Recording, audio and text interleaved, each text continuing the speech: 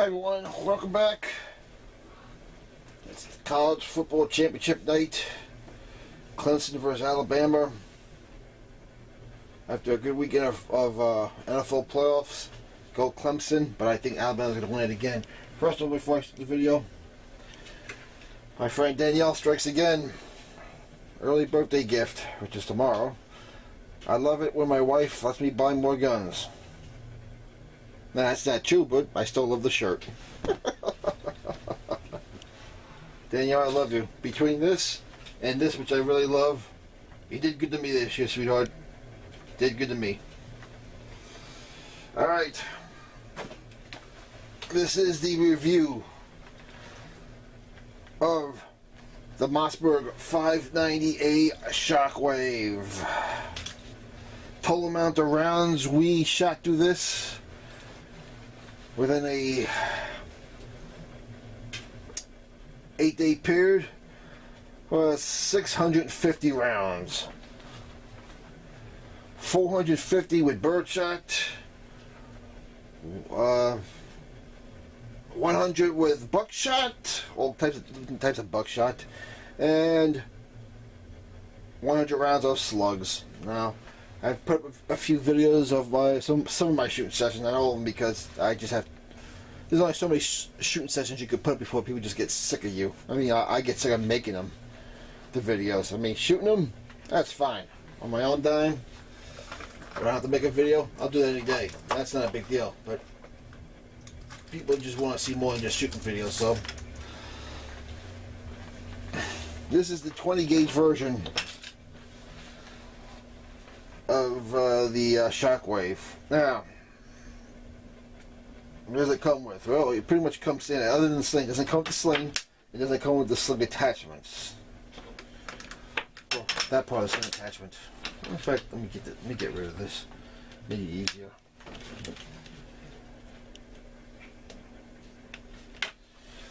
Put that back after the video. Again, other than this right here, this one down here, this is what it comes with. 14-inch barrel. Milled aluminum receiver. Shockwave handle. Old-time polymer corncob. Forend. Standard handle here. And the two sling attachments. 5-inch tube. Safety here. Action bar lock there. Now, when it comes to shooting the 20 gauge burst shots, man, this thing is a lot of fun. I mean, the TAC 14 was great also in 12 gauge shooting burst shots, and it was. I mean, shooting burst shot with either one of these two, and either the 12 or the 20 gauge is a lot of fun. Now, the ones you saw me do were paper targets, but I brought out some of the old bright orange clay pigeons there, laid them out on some hills, just run around, start shooting them, and man, let me tell you, as good as they was at the TAC 14 and the 12 gauge, 20 gauge was even more fun. I mean, not as much recoil with birdshot. There isn't much recoil with birdshot anyway, but this was a lot of fun. The only thing that slowed me up was I don't think the action on this thing is as smooth as an 870.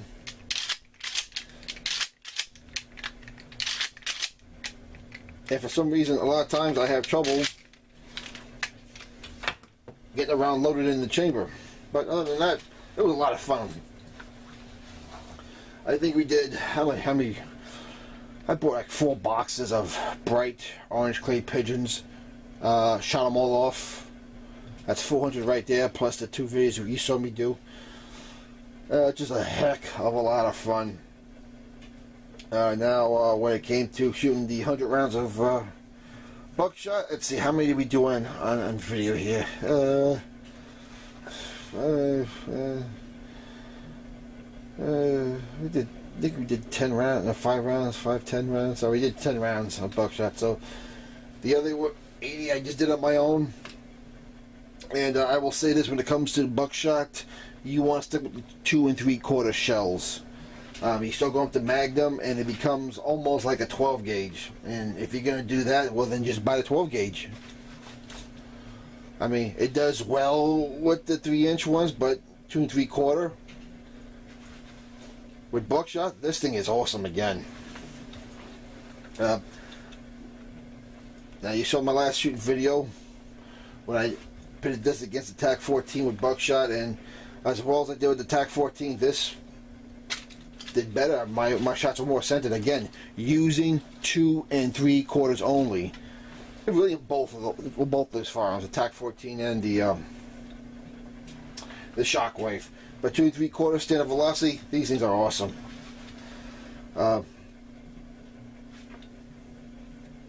I find them very accurate. I was using Remington 2 3/4 buckshot number 3. Absolutely awesome, no complaints. Now when we go up to shooting slugs, again, highly recommend 2 3/4 inch shells for slugs. You start shooting 3-inch magnums, again, you might as well just go with a 12 gauge. Or just use standard velocity 12 gauge slugs. It's the same thing. And because of the little receiver, it's a little lighter, you feel the recoil more. So if you're going to shoot slugs, even slugs in a 20 gauge, it was a bit challenging. I mean, I didn't do so well those last 2 videos with the 20 gauge as opposed to the 12 gauge low recoil from Fiocchi. In fact, I think I got the talking right here. In fact, there it is. Trying to focus. There we go.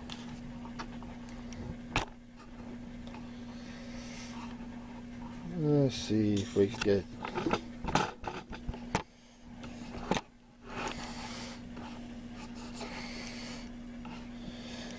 Yep, here we go. These were my 12 gauge slug shots. 1, 2, 3, right in the head.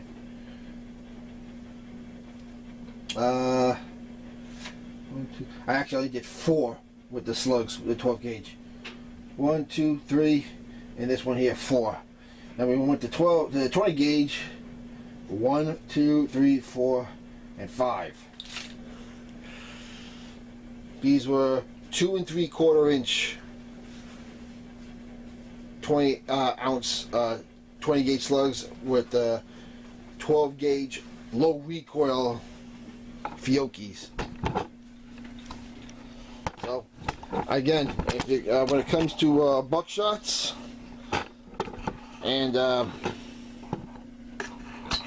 slugs, stick with 2 3/4. I mean, unless you just want to go and have fun and enjoy some power. But for home defense, I would stay with 2 3/4 easily. I wouldn't even think about going. I wouldn't even think about going 3-inch on either of these firearms, whether it's a 12 or a 20 with their TAC 14 or the shockwave. What's with my camera today? Actually, my tripod. Alright.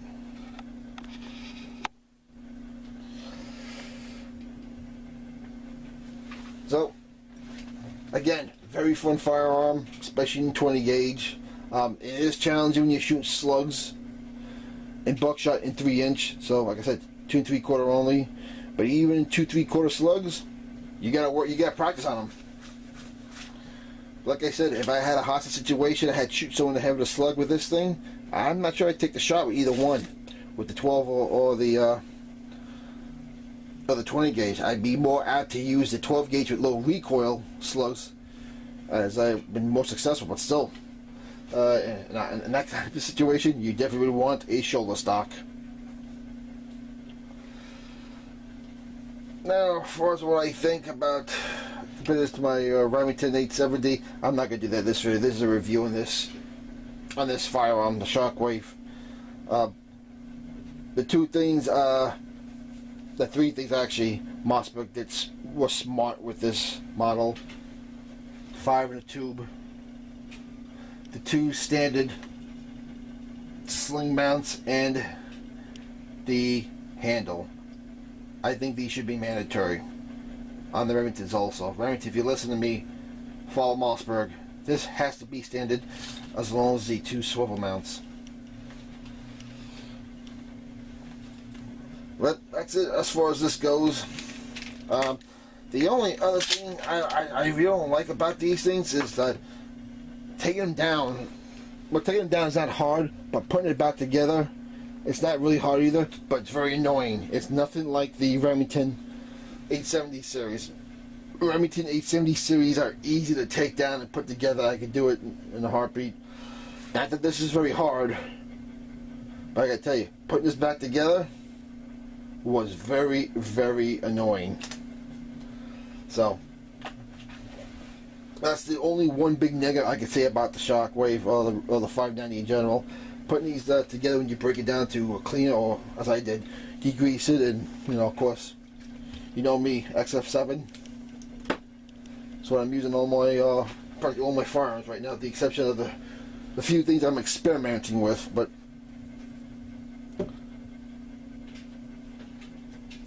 at the same time, I can honestly tell you, I've been so used to the Remington 870 for over 20 years. I know it. I know a lot better. I'm sure if I did this enough times, I would get just as good as it. But still, even if I got as good as this, the Remington 870 is just easy to take down and then put back together. And when I'm not a fan of clean guns. I mean, I do it every time I come home from a shooting session, because that's the way I am. But I like simplicity, and when it comes to breaking them down, Remington 870 has a big advantage over the 590. But other than that, man, boy, I tell you, these are very fun. Whether you want a 12 or 20 gauge, I'll wait for the next video to do that when I compare the two. But man, these are fun rifles. Like I said, great home defense weapon. If you got tight hallways, small rooms, this is not a bad option. In fact, I think in a lot of ways, this would be better than a shoulder stock situation, unless you live in a real big place, and that's not an issue. But maneuvering in the house with this would be so much easier. But you still have to work on training with this thing. Like I said, I don't recommend this or the TAC 14 unless you have thousands upon thousands of rounds in a regular shoulder stock weapon. So let me know what you think. Practice, train, protect your loved ones. If you don't do it, no one else is going to do it for you. Until next time, we will see you next video.